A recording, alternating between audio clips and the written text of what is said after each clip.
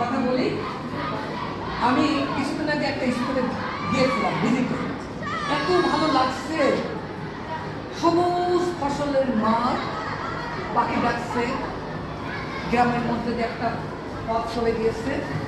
সেই স্কুলে একটা অনুষ্ঠান তোমাদের মতো ছোট ছোট মধ্যে এত ভালো লাগছে। নিস্তব্ধ, কোনো শব্দ নেই, তার মধ্যে পড়াশোনা।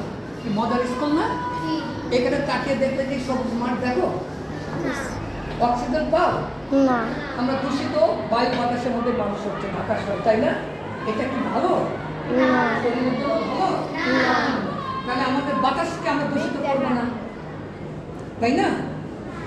তাহলে তো আমরা মুক্ত বিশুদ্ধ বায়ু বাতাস অক্সিজেন নিতে পারি। চিন্তা করো, ওরকম একটা স্কুল, বট গাছ আছে, নদী আছে, ফাল্গুনের বাতাস আছে, তোমাদের মতো ছোট ছোট বাচ্চারা বই খুলে পড়ছে, ব্রেনটা তাজা হয়ে যায় না? কি মজার না? আর এখানে কি হচ্ছে? এ শব্দ ও শব্দ, গাড়ির হর্ন, তাই না?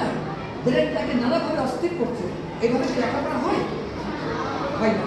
এই জন্য লেখাপড়ার জন্য দরকার শান্ত একটি কি জায়গা। পরিবেশ। দেখো সেই ঘুরে ফিরে পরিবেশে আসে, তাই তো? তোমরা বড় হয়ে দেশটাকে সেবা করবে, দেশটাকে বাঁচাবে, মানুষের সেবা করবে, কল্যাণমুখী কাজ করবে, পরিবেশের ক্ষতি হয় এমন কোনো কাজ করবে না। ঠিক আছে? কথা দিলাম। হাত তোলা দেখি কে কে রাজি? ওকে, ভেরি গুড। তোমাদের মধ্যে আমরা স্বপ্ন দেখি, তোমাদের কি বাংলাদেশ হোক, সুন্দর বাংলাদেশ, তাই না?